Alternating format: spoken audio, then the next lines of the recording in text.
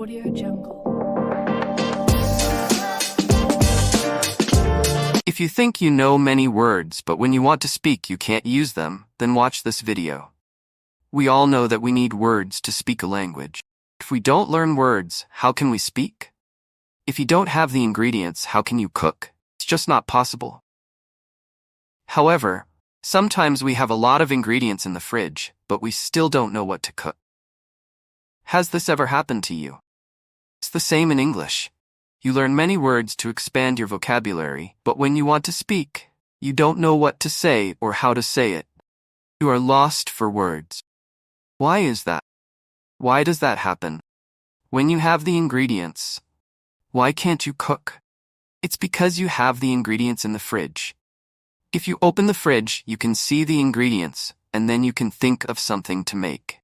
However, if you don't see them, although they are in the fridge, you don't know what you have, so you don't know what to make. The fridge here is an example of your brain. You have many words in your brain. You see them in a text, or if you hear them, you recognize them. However, when you want to speak, and when you want to write, in general, when you want to communicate, can't. They are in your brain, but you don't know what you have, so you can't use them when you want to speak. But what is the problem here? The problem is that those words are passive in your head. They are not active. What is a passive word and what is an active word? In general, there are two different categories for all the words we learn. They are either active or passive. Now, what is an active word or an active vocabulary? Your active vocabulary is all the words that you know and that when you want to communicate you can use. For example, if you want to speak or if you want to write something, you can use them.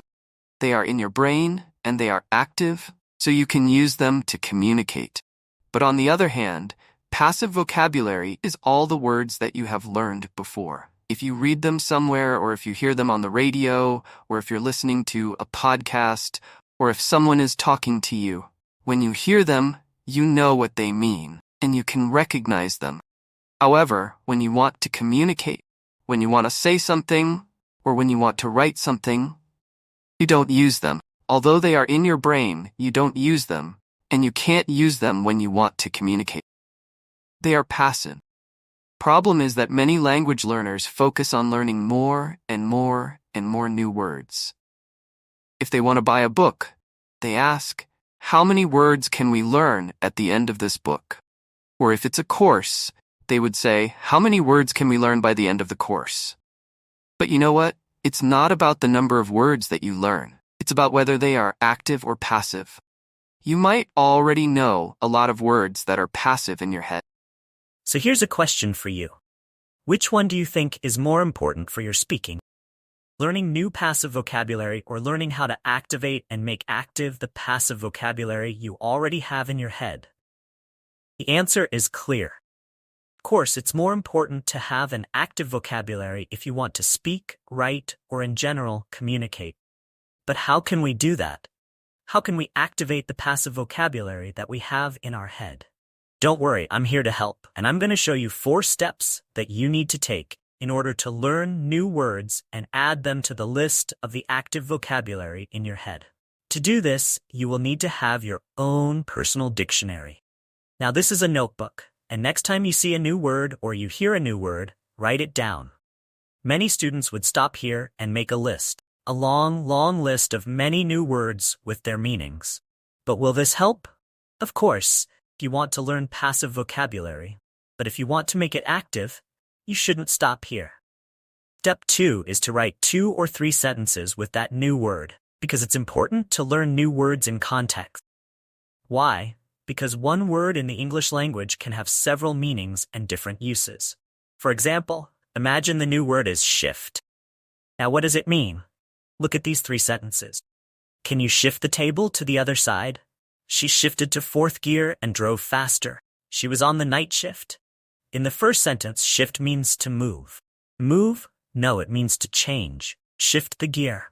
When you are driving and you want to go faster, you need to shift the gear. Shift to 1, shift to 2, shift to 3, and then you go fast. You might also want to slow down and shift to 2, shift to 1. And in the third one, she was on the night shift, meaning a period of work. During the day, Workers might work in the night shift or in the morning shift. So you see that in 3 different sentences, the same word has 3 different meanings. And that's why it's very important to see the word in context and to see how the word is being used in different sentences. Okay, so we have written 2 or 3 sentences with the meaning of that word to see the word in context. What's the third step? The third step is to write down some collocations with that word. But, whoa, what are collocations? Collocations are a group of words that often go together. For example, in the case of the word shift, meaning a period of work. Now, during the day or at night, we use this sentence. She was on the night shift, right? Now, what collocations, what words can we use that usually go with shift? We can say an early shift or a late shift. You see, these are some adjectives that we can use to describe the word shift. You can also use some verbs saying to work in shifts or to do shifts. Then you can make some sentences by playing with the adjectives, the verbs, and the noun shift. For example, if I want to use do shift and then the adjective early, I can say, I'm doing the early shift this week. I'm doing the early shift this week. So I'm using do, early, and the word shift. I'm using collocations now. Or another example with work in shifts. You know, doctors usually have to work in shifts. Some doctors work a night shift, others work a morning shift. So you see work in shifts, do shifts, early shift, late shift, morning, night shift. But how can we find these collocations? I'm going to show you an online tool. There are many online dictionaries, but this one is one of the best. It's thesaurus.com or thesaurus if it's easier to remember. And you see it has a written collocation dictionary. Using this website is very, very easy and straightforward. For example, the word shift. When you search the word, you can see the different meanings that this word has, right? Shift means change, or shift means division of the working day. Now this is the meaning that I want to show you. Collocations and prepositions that often collocate with this word. Now starting with the adjectives, you can say double shift, long shift, or split shifts, right? I agreed to work double shifts for a few weeks. Or we can also say a day shift, early shift, late shift, night shift, 8-hour shift, 10-hour shift, afternoon, evening, morning, or weekend shift. In terms of verbs that collocate with shift, you can see be, come or go on a shift, do a shift, work in shifts.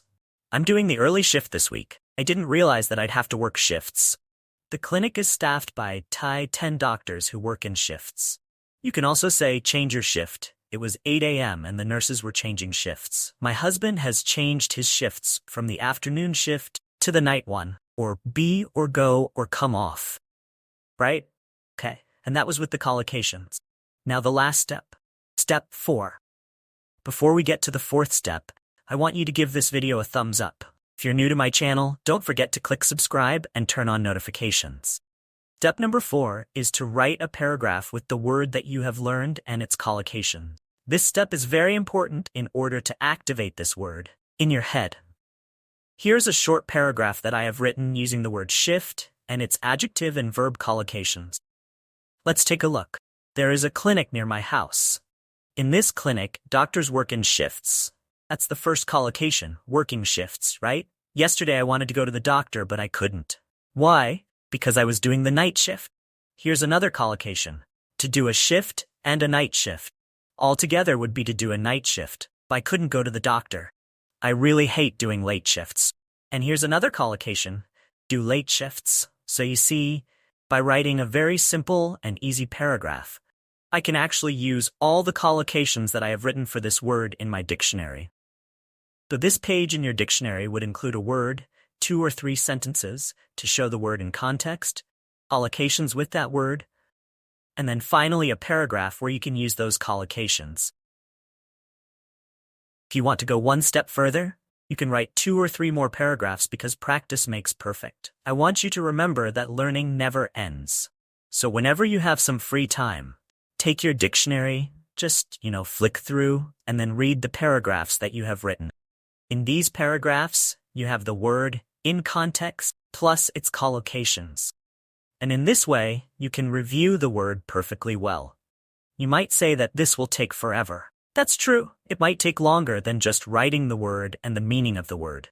But the reason why you can't use the words that you learned when you were speaking is because they are not active. There are no shortcuts to learning. You have to spend time if you want to really learn something, right? I hope you've enjoyed this video. Let me know if you want to really learn something, right? I hope you've enjoyed this video. Let me know. Thank you.